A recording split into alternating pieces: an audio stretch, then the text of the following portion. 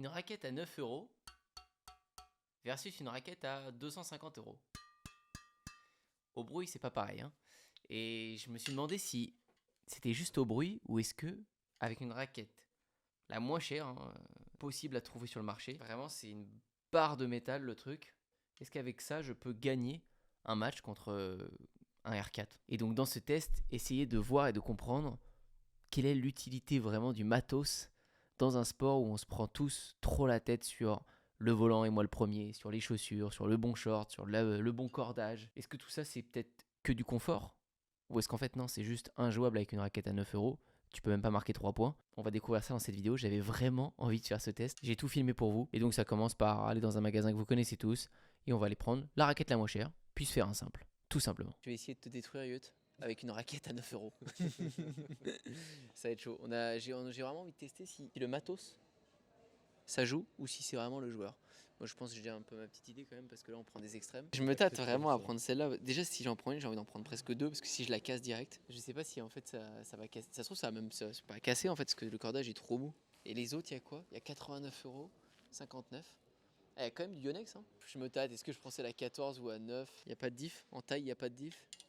Il y a 5 € qui sont passés là-dedans, quoi. Ah ouais, la vache, elle est quand même plus grande l'autre. Ouais. Elle est toute petite. Je vais rien cadrer. D'ailleurs, vas-y, on prend la pire, 9,99. Et on va se faire un petit match direct, on se retrouve sur le terrain pour tester. Moi, vu que c'est un trampoline, le cordage, je vais avoir un gros smash, non? Déblistérage, séance ASMR par la même occasion. Premier problème, c'est que ça va pas être le... Wow. Touche la texture, c'est une patinoire normale. De base. Donc avec la sueur, c'est sûr et certain. Je mets quand même une cartouche de mon côté. On change de grip. On essaye au moins de se mettre dans des conditions potables. Tu sais pas, hein, c'est peut-être la révélation de l'année. En fait, je vais faire tous mes tournois avec ces raquettes-là. Ouais. Est-ce que tu vas nous faire la technique pour enlever toute la petite colle qu'il y a sous le grip ou pas là? Oh non, flemme totale. Ouais. Hein. Non, regarde comment je vais le faire. Normalement, il faut prendre son temps. Là, je vais pas faire ça.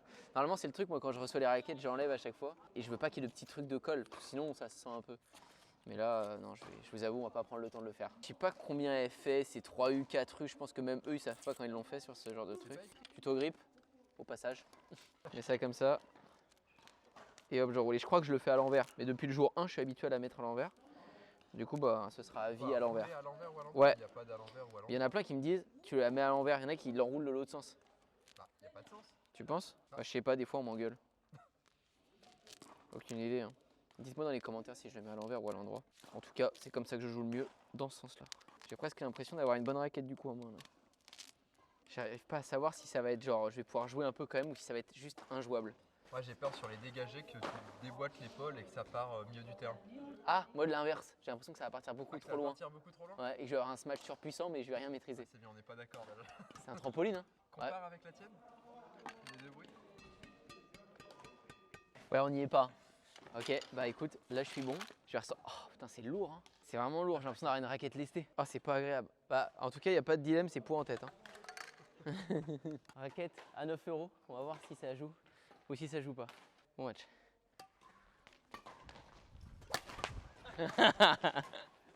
Bah, sur des coups pareils, ça change rien. Là, juste ça me pète le bras, mais.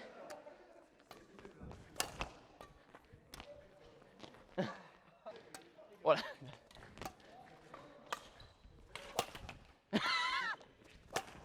On l'avait dit avec Mathieu.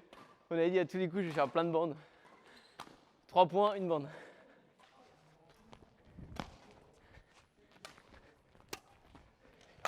Non.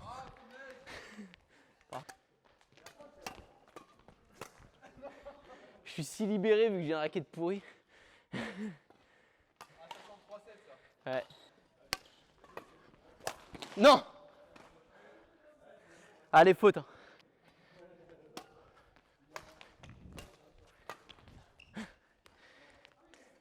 Je pense que mon jeu est bizarre comparé à d'habitude. J'ai pas les mêmes trajectoires. Oh putain! Oh non! Pardon! Le service, c'est imprécis le service!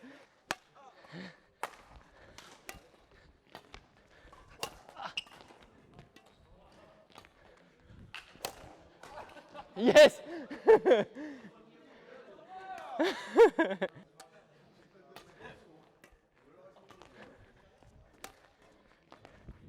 Ah, c'est risqué ça. Oh! Ah, le fil, tu peux pas y jouer au fil.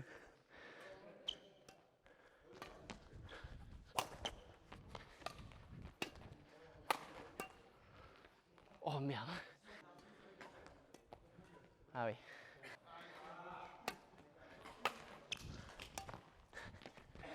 Oh bien.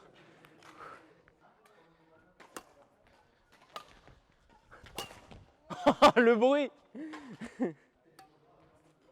Oh c'est tout. Oh merde. Ah ouais. Oh non. Ah, j'étais mort.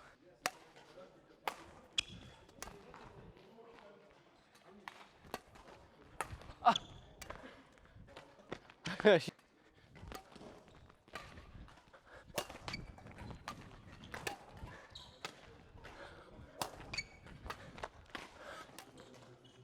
Non.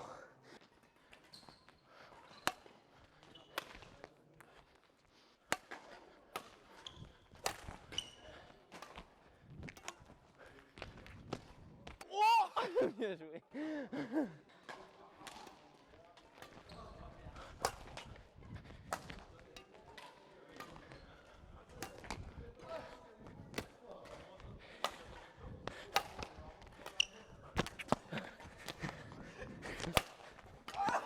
Ah. Yes.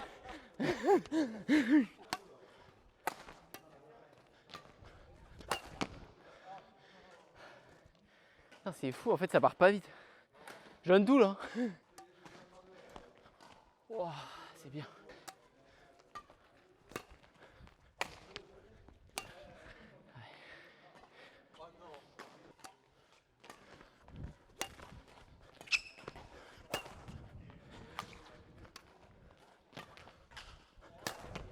Non. Oh, j'étais trop court. Il y a des coups à bannir en fait.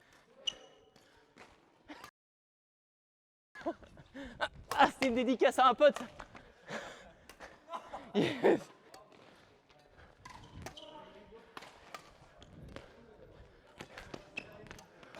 Oh. Ah, il bazarde là, il bazarde.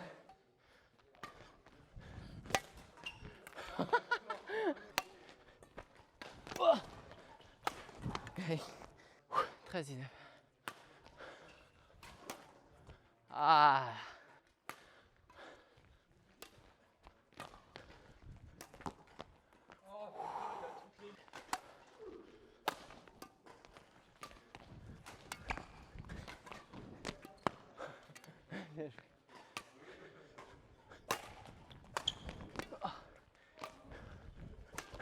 Oh non, je voulais faire ça. Oh non. Ça a abrégé mes souffrances. C'est dur au fond de cours et tout, c'est dur de dégager quasiment au fond de cours, c'est impossible. T'avais raison, en fait, on n'a pas de puissance. Je pensais qu'on avait plus de puissance.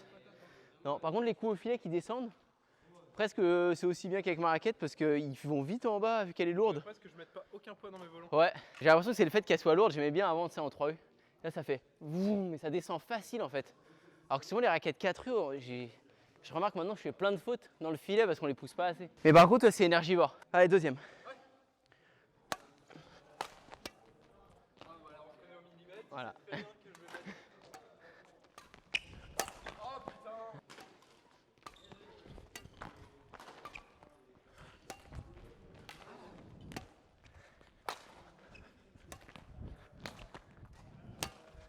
Ah, je suis un forceur.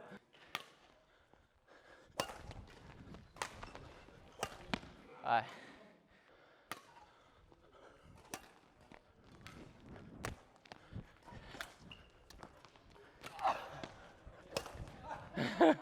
Ah yes.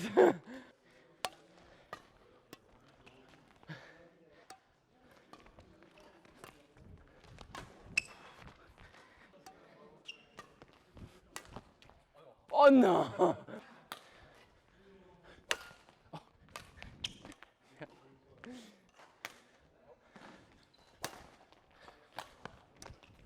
Oh, merde.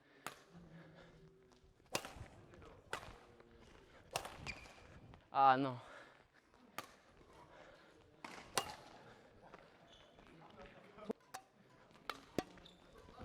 Oh.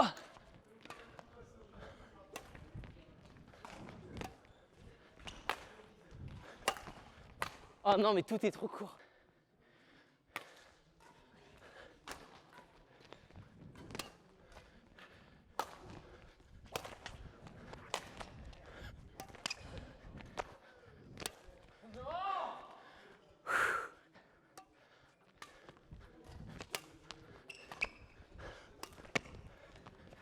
Oh merde.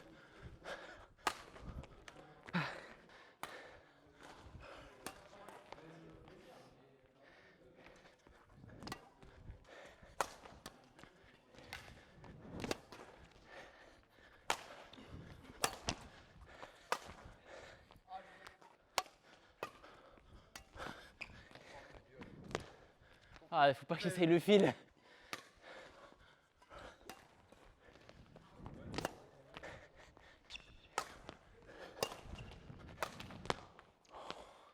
« 18. 9-8 ?» Je crois pas.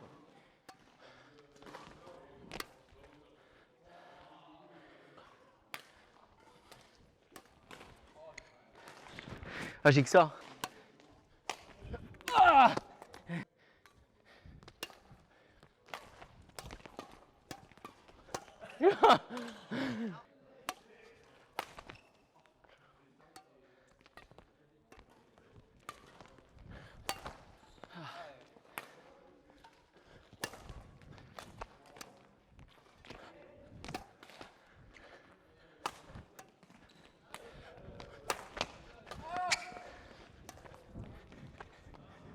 Allez, pitié.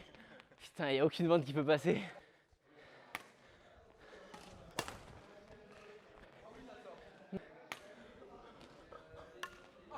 Merde.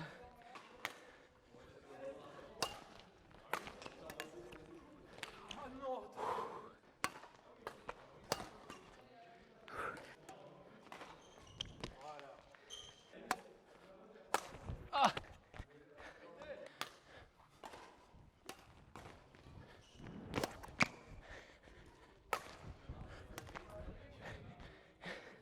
Oh, je spam ce coup.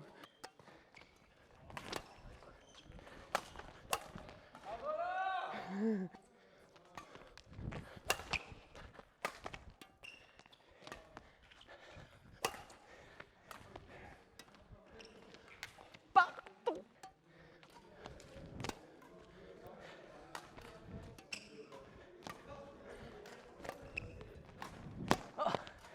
Ah, c'est...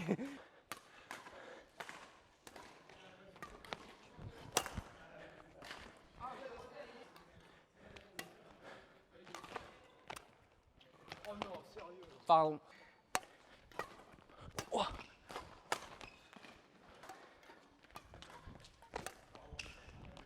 Oh.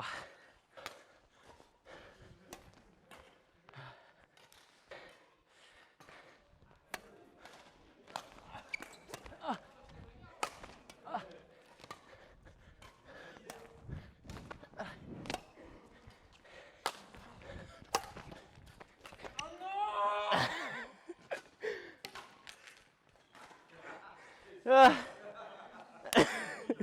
Je l'ai fait. Bon, vous l'avez vu, c'est une victoire. Je suis vraiment surpris parce qu'avec Mathieu, bah, on se joue tout le temps. On a quasiment le même niveau, hein. Mathieu, il faisait du badminton avant, il a repris le bad après moi. Pour que ce soit objectif pour vous, c'est vrai que je gagne la plupart du temps contre Mathieu, mais on se fait toujours des bons matchs. C'est jamais des matchs à blanc ou c'est des grosses roustes. Non, on se fait toujours des bons rallyes. Puis d'autant plus, c'est un peu biaisé parce qu'on se connaît vraiment par cœur.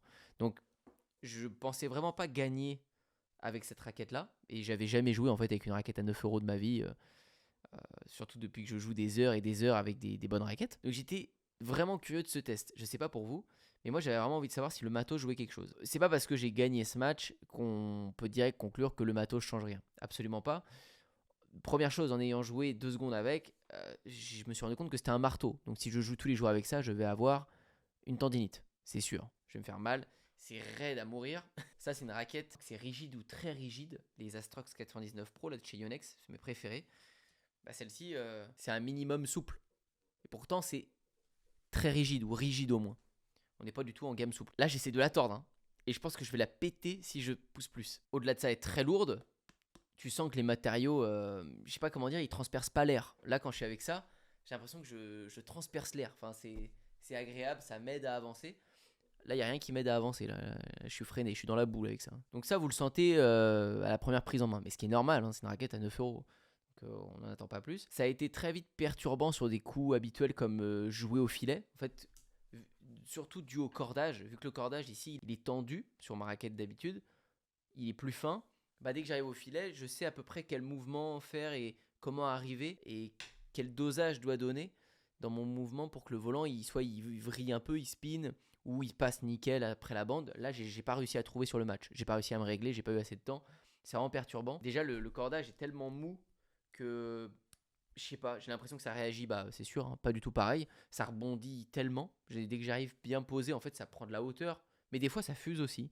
Au service, c'était très perturbant. Et tous les coups où ça devait sortir vite de ma raquette, c'était impossible. C'est-à-dire des dégagés offensifs, qui est beaucoup mon jeu. J'arrivais pas, je me faisais smatcher par Mathieu direct parce que j'étais trop court. Pour faire des smatchs, j'arrivais pas non plus. Là où ça m'a trop aidé et j'ai abusé de ça, c'est pour les amortis.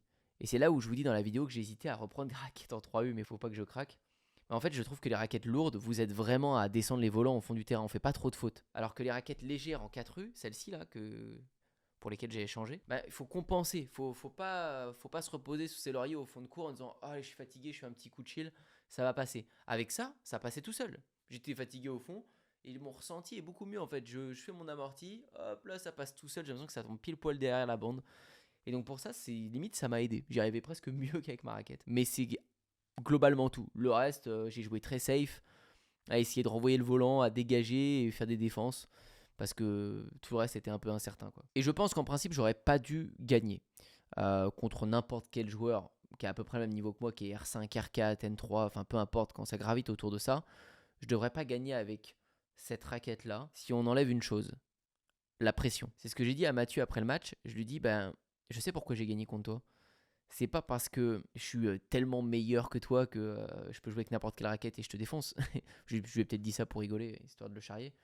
Mais je lui ai surtout dit, en fait, j'étais tellement libéré, j'avais tellement zéro pression que mes coups passaient nickel. Et le bad, c'est vraiment un jeu comme ça, vous avez déjà dû remarquer si vous jouez, que quand vous êtes libéré au maximum, vous jouez incroyablement bien. Et des fois, en tournoi, on joue pas bien parce qu'on se crispe, ou au contraire, d'autres se libèrent en tournoi. Peu importe, mais là, Mathieu avait tout à perdre. Sur ce match, il se dit, j'ai pas envie de perdre contre nous, on se fait la guéguerre tout le temps. Il se dit, j'ai pas envie de perdre contre Antoine. En plus, là, il a une raquette à 9 €. En plus, c'est filmé. Donc, il est crispé. Il a une pression de malade. Moi, je suis libéré comme j'ai jamais été. J'ai aucune. Je m'en fous de le battre ou pas le battre. On sait déjà sur le papier que je vais perdre. J'ai une raquette à 9 €. Donc, si je perds, bah, c'est normal. Si je gagne, waouh, c'est surprenant. Bah, du coup, j'ai joué méga libéré. Je gagne en 2-7. Et j'ai l'impression que c'est. Enfin, c'est pas une impression, c'est vraiment ça le bad. D'ailleurs, ça nous le fait quand on joue contre des joueurs qui sont bien meilleurs que nous. On joue notre meilleur bad. Moi, tous les N1 que j'ai pu jouer, vous avez l'impression que je me prends une rousse, mais je joue mon meilleur bad. Et eux, sûrement, jouent leur pire bad. Parce que bah, ils sont crispés. En plus, c'est filmé. Ils se disent, imagine, je me fais prendre un set par Antoine, par Badak. Il a commencé le bad il y a pas longtemps. C'est un petit N3. Les N3, normalement, je les bouffe. Enfin, vous voyez, après chaque joueur est différent. Il y en a, ils n'ont pas la pression de la même manière, mais en tout cas pour moi, ça m'a fait ça. Je sais que j'étais méga libéré, c'est ce qui a fait que j'ai pu bien tenir les points. Mais le matos ne fait vraiment pas tout et on le voit quand même, le résultat est là, c'est factuel. Ce qui change vraiment, c'est votre plaisir de jeu. J'avais zéro plaisir de jouer avec ça, il n'y avait pas de... Le son était horrible, le toucher était horrible, tout était horrible. Quand j'ai repris ma raquette après pour jouer, j'ai dit « Oh !» Comment c'est trop bien, quoi. Vraiment, comment c'est trop bien. Mais ça, c'est comme dans tout, hein. Même dans les voitures, dans tout ce qu'on veut, il y a beaucoup de choses qu'on paye très cher. Et c'est pour le confort. C'est pour vraiment le plaisir. Et pour tous les puristes ou tous les gens qui font tous les jours, etc., comme moi, ben, des fois, ça a son importance. Voilà pour ce test. En tout cas, j'espère que ça vous a plu. Ma question pour vous aujourd'hui, c'est de savoir à quelle raquette vous jouez, vous. Est-ce que c'est une Yonex milieu de gamme? Est-ce que c'est un truc très haut de gamme, bas de gamme? Dites-moi la référence ou la gamme de prix, ça m'intéresse de savoir avec quoi vous jouez. N'oubliez pas de liker et de vous abonner à cette chaîne YouTube si vous avez kiffé. Et moi, je vous dis à très bientôt pour une prochaine.